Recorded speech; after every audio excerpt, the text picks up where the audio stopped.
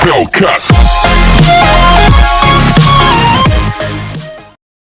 Hello everyone, कैसे हैं आप लोग? उम्मीद है बहुत अच्छे होंगे। आज हमको बहुत इंपॉर्टेंट डेरिवेशन करनी है। प्रिज्म के पदार्थ का अपवर्तनांक के लिए हम व्यंजक स्थापित करेंगे। जो ये रिलेशन होता है that is mu is equal to sine A plus del M by two divide by sine of A by two, है ना। तो इस डेरिवेशन को बनने के लिए आपको क्या क्या चीजें पता होना, मैं उनके ऊपर पहले बात कर ले रहा हूँ। सबसे पहली चीज आपको पता होना स्नेल का नियम, क्योंकि ये जो बेसिक इंट्रोडक्शन में बता रहा हूँ, जिन चीज़ों के बारे में आपको पता होना वो आपको पता है तो डेरिवेशंस बन जाएंगी।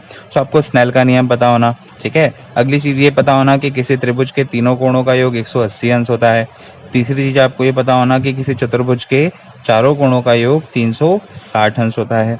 इसके अलावा आपको पता होना यहाँ पर वो बहिष्कोण प्रमेय, है ना। ये हमने पहले भी एक दो बार इस्तेमाल किया हुआ है इस प्रमेय का। बहिष्कोण प्रमेय के बारे में आपको पता होना। पांचवी चीज आपको पता होना शीर्ष अभिमुख कोण क्या होते हैं। शीर्ष अभिमुख कोण के बारे में आपको पता होना। इसके अलावा शीर्षाभिमुख कोण हो गया, बहिष्कोण प्रमेय हो गया, ठीक है, और वो थ्योरीज हो गई। हाँ, इसके अलावा कुछ और चीजें हैं जैसे न्यूनतम विचलन कोण, ये मैंने पहले पढ़ाया हुआ है। न्यूनतम विचलन कोण, इससे पहले इसके ऊपर एक सेपरेट लेक्चर है जिसको हम शो करते हैं डेल एम से। इसकी कुछ प्रॉपर्टीज होती हैं, उसके ऊपर भी आज हम बात करने वाले हैं, ठीक है। डेरिवेशन स्टार्ट करें उससे पहले मैंने प्रीवियस लेक्चर में आपसे एक क्वेश्चन पूछा था कि भाई येलो कलर को मिडिल कलर क्यों बोलते हैं, तो उसके ऊपर जो आंसर है वो लास्ट में मिलने वाला है आज की वीडियो में, तो वीडियो को पूरा देखना। और जिन लोगों ने भी सही आंसर दिए उनके नाम भी मैं लास्ट में बताऊंगा। वीडियो को पूरा देखें, इंपॉर्टेंट प्रूफ है, एग्जाम में आता है, ठीक है। चलो स्टार्ट करते हैं। ये देखो, ये लाइट रे यहाँ पर प्रकाश किरण आपतित हुई, ये पहली बार अपवर्तन और ये दूसरी बार अपवर्तन, ये कहलाती है आपतित किरण, ये अपवर्तित किरण और ये निर्गत किरण। तो नाम दे दे रहे हैं, ये अपवर्तक कोण ए हो गया, ठीक है। इसको नाम दे दे रहे हैं ओपी, इस पर्टिकुलर को नाम दे दे रहे हैं क्यू, इसको नाम दे दे रहे हैं आर। ये देखो, ये अभिलंब है ये दोनों। हम यहाँ लिख दे रहे हैं, इसके ऊपर भी हम लिख दे रहे हैं अभिलंब और इसके ऊपर भी हम लिख दे रहे हैं अभिलंब। हमने अभिलंब वहां पर मेंशन कर दिया है। अब देखो, ये आपतित किरण को हमने आगे की तरफ बढ़ाए हैं और निर्गत किरण को पीछे की तरफ बढ़ाए हैं, तो दोनों के बीच में जो एंगल बना है वो एंगल है डेल, वो एंगल है डेल। डेल मतलब कौन सा कोण? ये होगा विचलन कोण। डेल एम मतलब होता है न्यूनतम विचलन कोण, ठीक है। हम स्टार्ट करें उससे पहले कुछ और चीजों के हमको नाम देने हैं। जैसे ये आपतित किरण है, ये अभिलंब है, आपतित किरण और अभिलंब के मध्य जो कोण बनता है उसको हम कहते हैं आई, अर्थात आपतन कोण। और इनको भी नाम दे दे रहे हैं, ये अपवर्तित किरण, ये अभिलंब, इन दोनों के मध्य जो एंगल बन रहा है इसको हम दे दे रहे हैं R1। ये अपवर्तित किरण जो यहाँ पर आ रही है इसको हम दे देते हैं R2, और जो बाहर निकल रही है ये अभिलंब के साथ जो कोण बना रही है इसको हम नाम दे दे रहे हैं E, ठीक है। तो हमने सारे नॉमिनेशंस कर दिए हैं। तो अब हम स्टार्ट करते हैं डेरिवेशन। तो आप थ्योरी थोड़ी सी आपको डिफाइन करनी होगी, मैं नहीं करूँगा क्योंकि बहुत बड़ा लेक्चर हो जाएगा। आप चाहें तो आपको एनसीईआरटी में भी मिल जाएगी और बुक में भी आप देखेंगे तो इजी समझ में आ जाता है कि वहाँ हो क्या रहा है, ये बताओ तो थ्योरीज आप डिफाइन कर सकते हैं। तो हम देखो, सबसे पहले यह कुछ नाम देने रहेंगे ना, इसको हम नाम दे दे रहे हैं डी और इस पर्टिकुलर को नाम दे दे रहे हैं हम एफ, ठीक है। तो हम सबसे पहले सेकंड वाली प्रॉपर्टी लगाते हैं कि भाई किसी त्रिभुज के तीनों कोणों का योग 180 अंश होता है। तो हम त्रिभुज पिक कर रहे हैं पी क्यू डी, त्रिभुज पी क्यू डी में प्रमेय से। आप चाहें तो यहाँ ब्रैकेट लगा के वो पूरा प्रमेय आप लिखेंगे यहाँ पे कि किसी त्रिभुज के तीनों कोणों का योग 180 अंश होता है, ठीक है। चलो यहाँ पे देखते हैं कौन कौन से एंगल्स हैं। देखो, ये वाला एंगल कितना है R1, ये वाला एंगल कितना है R2, ये वाला एंगल है D। यहाँ पे आ जाना है R1 plus R2 plus angle D that is equal to 180 degree. एक मिनट, ये थोड़ा सा कहीं पर कुछ लग गया, ब्लीडिंग हो रही है थोड़ी सी, इसको 2 मिनट, जस्ट अ सेकेंड, कुछ लग गया करते करते, ठीक है, इट्स ओके। तो एक PQD आ गया। PQD में देखो ध्यान से, R1 और R2 है, R1 और R2 और एंगल D, इन तीनों का सम कितने डिग्री है? 180 डिग्री। ये हम इसको इक्वेशन नंबर फर्स्ट दे दे रहे हैं, तो हमारी पहली सेकेंड नंबर प्रॉपर्टी होगी। थर्ड में देखो क्या है कि किसी क्वाड्रिलेटरल के चारों एंगल का सम 360 डिग्री होता है, तो हम ये प्रॉपर्टी भी यूज कर ले रहे हैं। यहाँ पर हम जो क्वाड्रिलेटरल लेंगे which is APDQ, quadrilateral APDQ में प्रमेय से।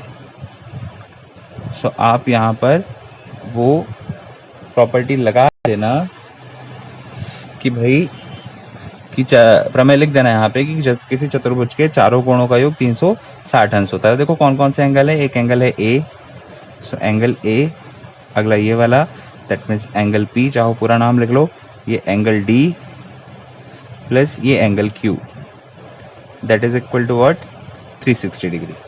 अब बहुत ध्यान से मेरी बात को सुनना कि ये अभिलंब है, ये देखो ये अभिलंब है, तो ये अभिलंब जो है वो सतह के साथ 90 अंश का कोण बनाएगा। तो देखो इस दिशा में भी बनाएगा और इस दिशा में भी बनाएगा। ये देखो ये पूरा एंगल ये वाला ये 90 डिग्री होगा। और ये हम जिस चतुर्भुज की बात कर रहे हैं उस चतुर्भुज में एंगल पी भी है, सो एंगल पी की वैल्यू 90 डिग्री आएगी। इसके साथ साथ एंगल पी तो 90 डिग्री होगा ही होगा, इसके साथ साथ यहाँ पर भी देखो ये जो अभिलंब में एंगल क्यू बन रहा है ये भी 90 डिग्री होगा। सो एंगल क्यू को भी हम 90 डिग्री रिप्लेस कर दे रहे हैं। एंगल पी एंगल क्यू दोनों को 90 90 रख देते हैं। सो देखो क्या आएगा, angle A plus 90 degree plus angle D plus 90 degree that is equal to 360 degree. 90 और 90 कितना हो गया 180, वहाँ जाके सब्सट्रैक्ट होगा। सो यहाँ जाना है angle A plus angle D that is equal to 180 degree, that is your equation number 2। सो ये दो इक्वेशंस आ गई है। अब अगर आप दोनों इक्वेशंस को बहुत ध्यान से देखो तो दोनों इक्वेशंस का जो RHS है वो दोनों 180 180 है, दोनों इक्वल है तो हम इक्वल रख दे रहे हैं, है ना। कौन कौन से समीकरण से, समीकरण नंबर 1 व समीकरण नंबर 2 से 180 डिग्री को इक्वल रख दे रहे हैं। सो देखो क्या निकल के आएगा, that is angle A plus angle D is equal to, इसको सॉरी मैं क्या लिख रहा हूँ, ये क्या है R1 plus R2 plus angle D. यहाँ से देखो एंगल डी से एंगल डी कैंसिल हो जाएगा। सो यहाँ पे बचना है एंगल ए। हम एंगल ए को ना ए भी लिख सकते हैं, एंगल ए को हम सिंपल ए लिख दे रहे हैं। सो एंगल ए को हम ए लिख दे रहे हैं तो ए इज इक्वल टू कितना आ जाना है, ध्यान से देखो R1 plus R2 that is your equation number 3। सो ये हमारा अभी 40% काम कंप्लीट हो गया। ये दो चीज़ें जैसे हमने लगाई हमारा 40% काम कंप्लीट हो गया। अब हम आगे बढ़ते हैं, ठीक है। अब हमको लगाना है बहिष्कोण प्रमेय और शीर्ष अभिमुख कोण। सो सबसे पहले हम लगा देते हैं शीर्ष अभिमुख कोण। शीर्ष अभिमुख कोण की परिभाषा से बहुत ध्यान से देखना। अब यहाँ पे देखो शीर्षाभिमुख कोण कौन से होते हैं, जो एक्स की शेप में हो और कोई एक सरफेस के साथ 90 डिग्री फॉर्म कर रहा हो।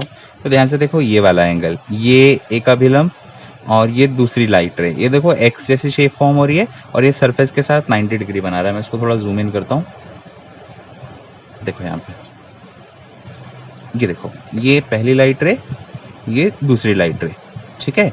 ये अभिलंब है, सरफेस के साथ 90 डिग्री बना रहा है। तो बहुत ध्यान से देखना, ये वाला जो पूरा एंगल आई है वो इस पूरे एंगल के इक्वल आएगा क्योंकि ये शीर्षाभिमुख कोण है। बट ये वाला आई है, ये वाला R1 है, तो ये जो छोटा वाला एंगल यहाँ पर बचा ये अभी हमको चाहिए। इसको हम अगर नाम दे दें तो FPQ, है ना। ये देखो ये वाला पूरा आई है तो ये पूरा आई होगा, जिसमें से ये R1 है, तो ये जो छोटा वाला बचा ये वाला, ये कितना होगा, ये होगा I माइनस R1। ऐसे में शीर्षाभिमुख कोण यहाँ भी लग रहा है। देखो ये वाला एंगल कितना है E, तो ये पूरा एंगल E हो जाएगा। ये देखो ये पूरा एंगल E होगा इतना। बट ये वाला एंगल R2 है, यहाँ से लेकर के यहाँ तक का एंगल R2 है। सो अगर मैं ये वाला एंगल निकालूं तो वाला एंगल आ जाएगा E माइनस R2, क्योंकि ये E है तो ये पूरा E होगा और ये R2 है तो ये चाहिए, तो इस पूरे में से इसको माइनस कर देंगे तो ये E माइनस R2 आएगा, जिसको हम यहाँ पे लिखने वाले हैं, ठीक है। सो आते हैं यहाँ पे। सो क्या आ गया, देखो शीर्षाभिमुख कोण की परिभाषा से ये वाला angle FPQ, angle FPQ is equal to what, I minus R1, तथा दूसरा ये वाला FQP, angle FQP that is equal to E minus R2। अभी काम खत्म नहीं हुआ, इसके अलावा एक और चीज हमको लगानी है, वो है बहिष्कोण प्रमेय। बहिष्कोण प्रमेय से उसी त्रिभुज में, क्या था वो त्रिभुज, FPQ, है ना। अब देखो बहिष्कोण प्रमेय क्या होता है, मैं पहले ही बता चुका हूँ, थोड़ा सा और बता दे रहा हूँ। जैसे अगर मान लो ये त्रिभुज है, इसमें ये बाहर अगर कोई कोण बन रहा है तो इस बहिष्कोण का मान दूरस्थ स्थित कोणों के योगफल के मान के बराबर होता है। तो जो बाहर एंगल बन रहा है वो दूर बनने वाले दोनों एंगल के सम के इक्वल आता है। अब यहाँ ध्यान से देखो, यहाँ ध्यान से देखो, जिस ट्रायंगल की मैं बात कर रहा हूँ ये है बहिष्कोण एफ पी क्यू में। ये देखो ये बहिष्कोण है, बाहर बन रहा है, और दूरस्थ स्थित कोण है ये वाला और ये वाला। तो ये ट्रायंगल है जिसका बहिष्कोण है डेल और दूरस्थ स्थित कोण होंगे एफ पी क्यू और एफ क्यू पी। ठीक है, तो अब हम इसको यहाँ पर यूज करते हैं। अब हम इसको यहाँ पर यूज करते हैं ना। क्या आ जाएगा, बहिष्कोण कितना है डेल, ये बहिष्कोण डेल है, और दूरस्थ स्थित कोण होंगे एफ पी क्यू और एफ क्यू पी।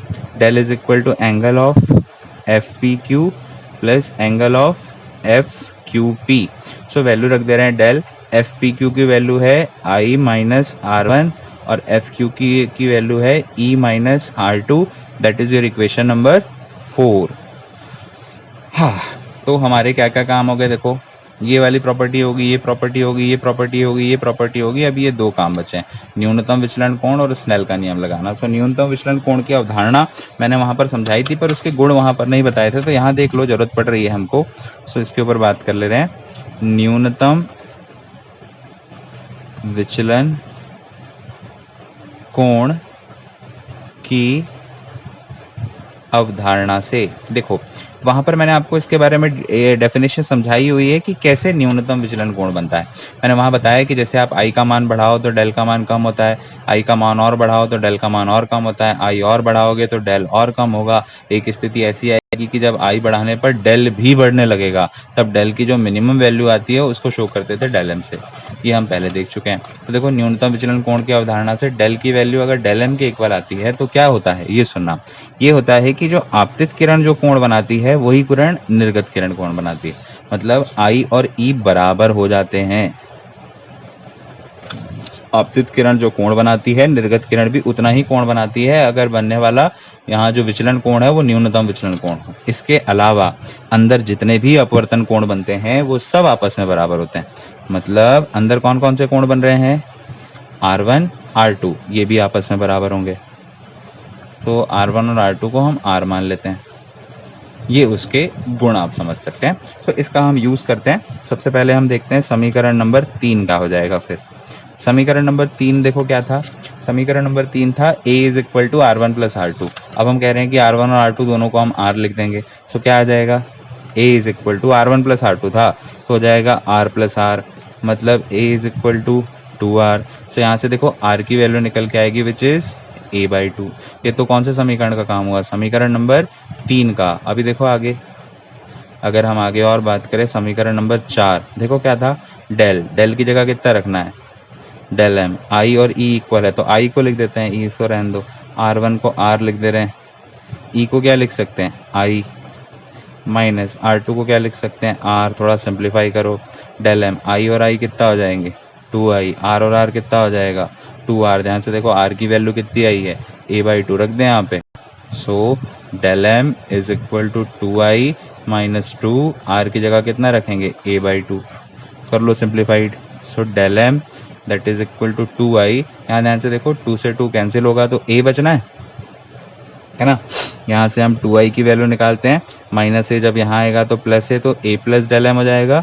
यहाँ से i की वैल्यू निकल के आएगी that is A plus del m whole divide by 2 which is the value of i। That is your equation number 5 and that is your equation number 6। अब हम लगा दे रहे हैं स्नेल का नियम। स्नेल के नियम से, स्नेल का नियम क्या होता है, म्यू इज इक्वल टू कितना, sine i upon sine r. तो mu is equal to sine i की वैल्यू देखो अब भी हमने एस्टेब्लिश की, A plus del M by 2 रख दे रहे हैं यहाँ पे, A plus del M by 2 divide by sine of R की वैल्यू अब भी एस्टेब्लिश की, कितनी आई A/2। कुछ इस तरीके से आपको प्रूफ करना था, आपका ये वाला रिजल्ट प्रूफ हो गया। तो ये आपका प्रूफ था आज का, इम्पॉर्टेंट था। आप एक बार अच्छे से पढ़ेंगे, समझेंगे पूरी डेरिवेशन को। 1 से 2 बार देखना पड़ सकता है, हो सकता है एक बार में समझ ना आए, बट आपको ये तैयार करना पड़ेगा। ये बोर्ड एग्जाम में आता है ये वाला क्वेश्चन, ठीक है। सो ये तो आज की ऊपर बात हुई। इससे पहले जो मैंने लेक्चर लिया था उसमें मैंने आपसे कुछ सवाल किए थे। एक सवाल किया था जिसके सही जवाब मुझे मिले, बहुत से लोगों ने जवाब दिए, जिनमें से अभिजीत, हर्षिता, अश्मी, आयुषी, आरती, आर्या, आर्ची, स्वाति, कुणाल और पायल, इन सब ने जवाब दिया, जिनमें से बहुत सारों के जवाब क्लोज टू इनफ थे, मतलब ठीक थे, सही थे। बाकी अगर आप उस चीज़ को समझना चाहें कि उसका सही जवाब क्या था तो मैं उसको आपको समझा दे रहा हूँ। देखो क्या कहानी है। हम ये जानते थे कि ये मिलता था विबग्योर, है ना, विबग्योर मिलता था। और मैंने आपसे पूछा था कि इसमें जो येलो कलर है, इस येलो कलर को मिडिल कलर क्यों बोलते हैं, मिडिल कलर क्यों बोलते हैं। तो उसके पीछे आपको 2 थ्योरीज को पहले समझो। ये वैसे हम आगे जाके पढ़ने वाले हैं तरंग प्रकाशिकी में। एक थ्योरी है न्यूटन की और दूसरी एक थ्योरी है हाइगेन की, ठीक है। सो न्यूटन ये बोलते हैं कि जो प्रकाश है वो कण से मिलकर बना है, और हाइगेन ये बोलते हैं कि जो प्रकाश है वो तरंग से मिलकर बना है। ये दोनों लड़ते हैं, ऐसी समझ लो। चलो, न्यूटन क्या बोलते हैं कि प्रकाश किससे मिलकर बना है, कण से, और हाइगेन क्या बोलते हैं, प्रकाश किससे मिलकर बना है, तरंग से। इनका जो हल निकाला था वो हल निकाला था डी ब्रॉगली ने। इनका जो हल निकाला था वो हल निकाला था डी ब्रॉगली ने, जिसने बोला भैया लड़ो मत, कण से ही मिलकर बना है, तरंग से मिलकर बना है, दोनों में उपस्थित है। ये किसने बोला था, डी ब्रॉगली ने। तो हम ऐसा अभी इसको समझ रहे हैं क्योंकि हमको इसकी वेव थ्योरीज को समझना है। अब देखो, तरंग है तो तरंग से संबंधित एक टर्म होती है तरंग दैर्घ्य। जो आप 11th में जो तरंग थी वहां पर इसको बेसिक इंट्रोडक्शन पढ़ते थे कि 2 श्रृंगों व 2 गर्तों के मध्य दूरी तरंग दैर्घ्य कहलाती है, और अगर अनुदैर्घ्य होती थी तो 2 संपीड़नों या 2 विरलनों के मध्य दूरी तरंग दैर्घ्य कहलाती थी। देखो, वी से था वॉयलेट, आई से इंडिगो, ब्लू, ये सब इस तरीके से रेड तक जाते थे। तो यहाँ पर होता क्या है, हर एक कलर के लिए अलग अलग तरंग दैर्घ्य होगी। तो सबसे ज्यादा तरंग दैर्घ्य होती है लाल कलर की, और सबसे कम तरंग दैर्घ्य होती है वॉयलेट कलर की, बैगनी कलर की। सबसे ज्यादा किसकी, रेड की। और उससे पहले ये जो ओ से ऑरेंज है, नारंगी, उसके लिए भी मतलब इससे कम होती है, बट उसकी भी तरंग दैर्घ्य ज्यादा होती है। तो अब अगर इन सबकी तरंग दैर्घ्य आप देखें तो येलो की जो तरंग दैर्घ्य की कोटि आती है वो ठीक ठाक बीच में आती है। क्यों, क्योंकि इन दोनों की बहुत ज्यादा है और इन चारों की कम कम है, तो ये चारों की कम कम मिला करके इन दोनों की बराबर होती है। तो कुल मिला के आप ये समझ सकते हैं कि जो येलो है वो इन दोनों के बीच में आता है, या इसकी जो तरंग दैर्घ्य की जो कोटि है वो इस पूरे दृश्य स्पेक्ट्रम, आगे जाके दृश्य और अदृश्य दोनों पढ़ने वाले हैं, तो इस दृश्य स्पेक्ट्रम के मध्य में स्थित होती है, इसलिए इसको मध्य कलर कहा जाता है। वैसे आप सबके भी जवाब क्लोज टू इनफ थे। तो इस तरीके से ये सारी चीजें थी। उम्मीद है आज की डेरिवेशन समझ में आई होगी। तो अच्छी लगी होगी वीडियो तो लाइक कर देना, जो न्यू व्यूवर्स हैं चैनल सब्सक्राइब कर देना। चलिए मिलते हैं अगले लेक्चर में, ध्यान रखिएगा अपना। Till then bye.